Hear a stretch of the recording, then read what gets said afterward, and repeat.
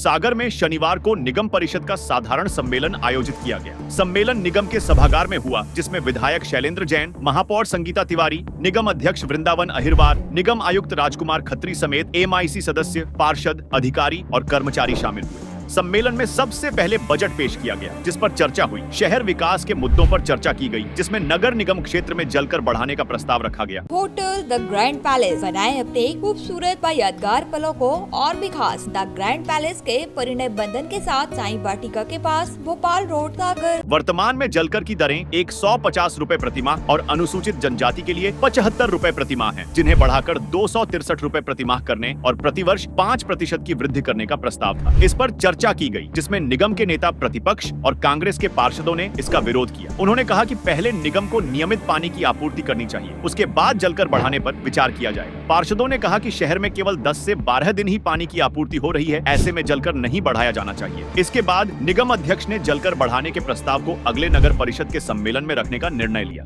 सम्मेलन में सीवर परियोजना के संचालन के लिए उपभोक्ता शुल्क 200 रुपए प्रतिमाह और 5% प्रतिवर्ष वृद्धि का प्रस्ताव रखा गया, जिस पर हितग्राहियों से सीवर संचालक के लिए 100 रुपए प्रतिमाह उपभोक्ता शुल्क लेने पर सहमति बनी। इसके अलावा कटरा बाजार में नवनिर्मित दुकानों के आवंटन पर भी चर्चा हुई और सिविल लाइन चौराहे का नाम भगवान परशुराम चौराहा रखने का प्रस्ताव रखा गया। कांग्रेस के पार्षद जलकर वृद्धि के विरोध में तख्तियां लेकर आए थे, जिनमें जलकर में वृद्धि नहीं होगी और 30 दिन 24 घंटे पानी दो, फिर पानी का पैसा लो जैसे स्लोगन लिखे थे। हालांकि जलकर के प्रस्ताव को अगले सम्मेलन तक टाल दिया गया है।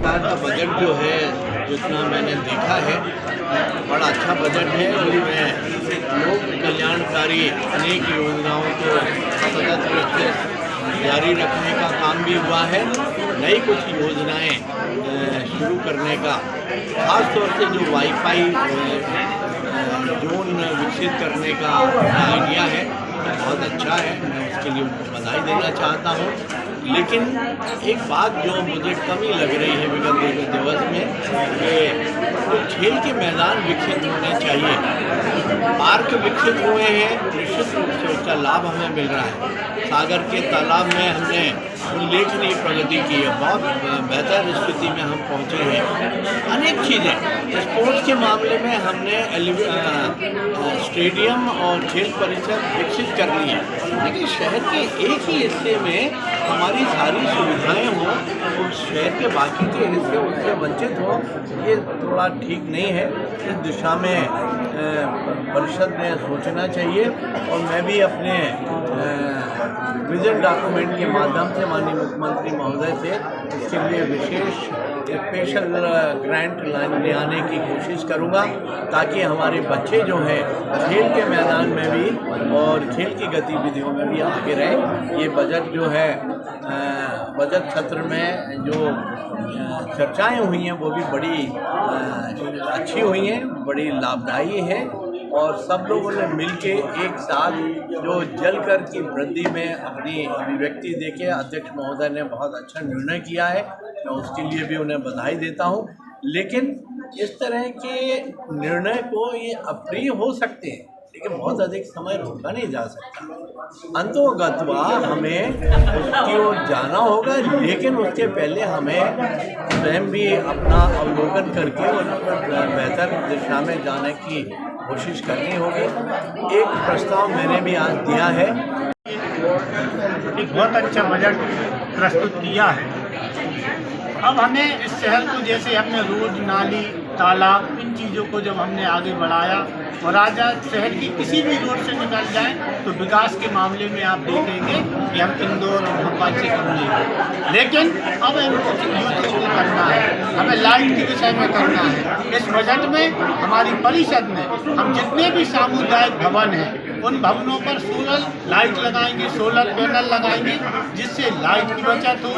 हमारे युवाओं के लिए हम वाईफाई लगाएंगे, जिससे जो हमारे पढ़ने वाले छात्र हैं जिनको नेट की व्यवस्था नहीं होती है, जो इसका ग्रहण नहीं कर पाते, उसको नेट के माध्यम सुविधा देते। आय बढ़ाने की दृष्टि से कुछ कदम उठाइए क्या? देखिए, आज के समय पे जिस तरीके से हमारे यहाँ टाटा का विषय है, सीवर का विषय है, आपके क्या नाम है, दुकानों के जो रोड के अनुसार उनका विषय है, उनको शनि शनि लाना पड़ेगा और शहर की ज़रूरत है।